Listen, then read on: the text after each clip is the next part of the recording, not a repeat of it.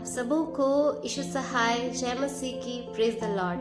परमेश्वर का धन्यवाद हो कि आज के इस प्रातः में भी हम सब इकट्ठा होकर परमेश्वर के नाम से संगति कर पाते हैं। सच्चे मेरे प्रियो, इस लेंट के महाउपवास काल को हम सभी ने परमेश्वर की सहायता से पूरा किया है।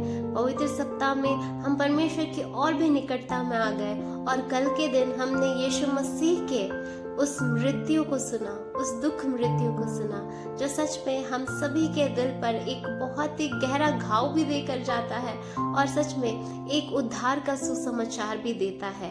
परमेश्वर का धन्यवाद हो कि इस वर्ष हम फिर से उस समय को हम याद कर पाए हैं जब प्रभु यीशु मसीह ने हमारे लिए अपनी जान को दिया। सच में हमने सुना कल के दिन कि कैसे 7 वाणी के द्वारा प्रभु यीशु मसीह ने इस पूरे संसार के लिए उद्धार की बातों को लाया।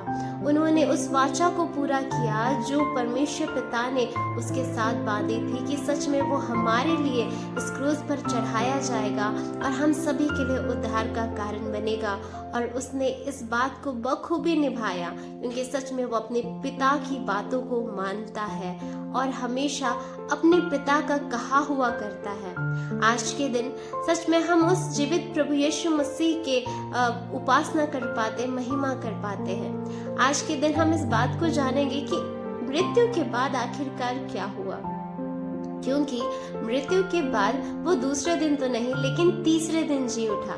लेकिन दूसरे दिन उसने क्या किया?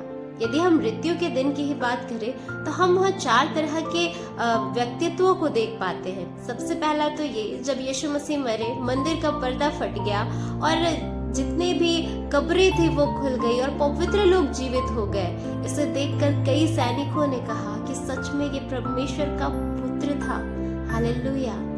दूसरी बात, अरिमतिया का यूसुफ और निकोदेमुस जो यीशु मसीह को प्रकट में नहीं मानते थे, उन्होंने पिलातुस से यीशु के शव को मांगा और उसे नई कब्र में रखा और उस पर सुगंधित वस्तुएं रखी। हालेलुया।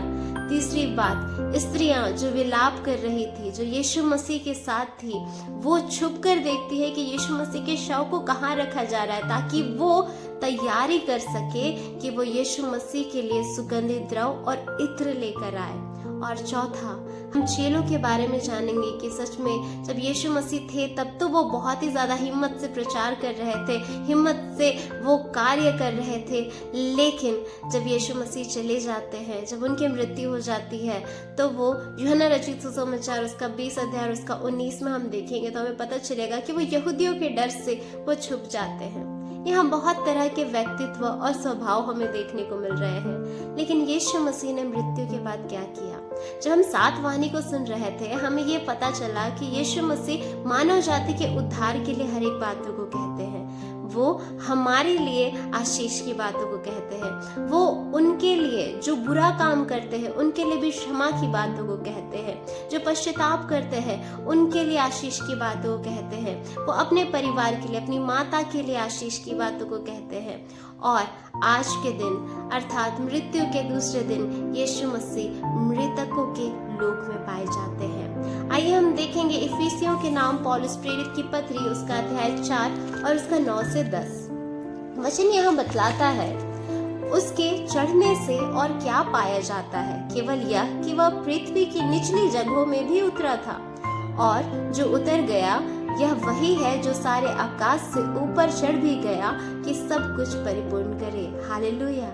वो ऊपर चढ़ाया गया अर्थात वो क्रूस पर चढ़ाया गया और उसके बाद वो निचली जगहों पे उतरा अर्थात मृतकों के लोक में। मृतकों का लोक वह स्थान होता है जो उस स्वर्ग में जाने से पहले जहाँ मृतकों को रखा जाता है, मृतकों की आत्माओं को रखा जाता है।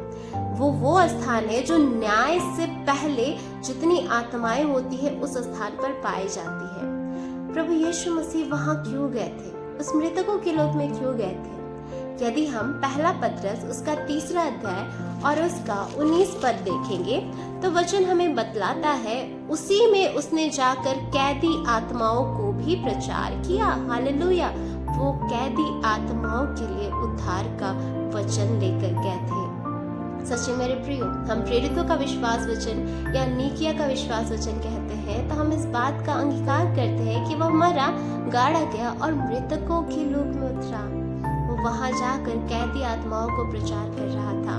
वो सिर्फ जीवित लोगों की चिंता नहीं करता है, वो मृतकों की भी चिंता कर रहा था कि उन्हें भी उद्धार का सुसमाचार दिया जाए, ताकि वो भी बचाए जाए और छुड़ाए जाए और उस स्वर्ग लोक में जाने वाले होने पाए। हम अब्राहम की गोद में बैठे उस लाजर के विषय में हम जानते हैं और उस धनी मनुष्य के बारे में जानते हैं। उस धनी मनुष्य और लाजर के बीच में एक गहरी खाई थी और उस समय अब्राहम की गोद में लाजर था और उस धनी व्यक्ति ने कहा कि मैं यहाँ तड़प रहा हूँ, मुझे लाजर को भेज दे कि एक बूंद पानी मेरे मुंह पर डाल दे। वो मृतकों के लोक में उस समय थे।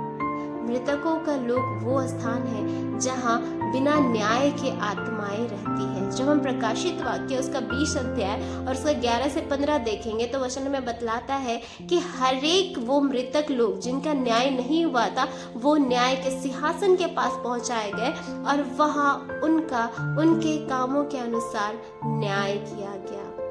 प्रभु यीशु मसीह ने उनके पास जाकर न्याय का सुसमाचार सुनाया, उद्धार का सुसमाचार सुनाया, ताकि वहाँ के लोग, वहाँ की जो आत्माएं हैं वो छुड़ाई जाए और बचाई जाए। मेरे प्रियो, जब हम पुराने नियम की आखिरी पुस्तक मलाकी को देखेंगे और नए नियम की पहली पुस्तक मत्ती रचित सुसमाचार को देखेंगे तो हमें पता चलेगा कि उन दोनों के बीच में 400 सालों का अंतर है, जहाँ प्रभु यीशु मसीह ने या परमेश्वर पिता ने किसी से भी बातचीत नहीं की, जो परमेश्वर को शायद जानते भी नहीं होंगे। ऐसे लोगों के लिए वो सुसमाचार प्रभु यीशु मसीह उस मृतकों के लोक में लेकर जाते हैं। आज परमेश्वर का धन्यवाद हो कि प्रभु यीशु मसीह ने जो अपना समय इस पृथ्वी पर बिताया, वहाँ भी उन्होंने लोगों के बारे में सोचा, उनके उद्धार के बारे में सोचा, और जो मर गए थे उन्हें भी उसने नहीं छोड़ा, वरन उन्हें भी उन्होंने उद्धार का सुसमाचार सुनाया। तो आइए हम भी हर एक लोगों के लिए आशीष का कारण बने, चाहे वो जीवित हो या ना हो। हम हर एक के लिए अच्छी बातों को कहने वाले बने, क्योंकि हमारा जो प्रभु यीशु मसीह है वो हर एक की चिंता करता है और हर एक से प्रेम करता है। परमेश्वर पिता इन वचनों के द्वारा आप सबको बहुत आयत की आशीष दे। आमीन। यीशु सहाय।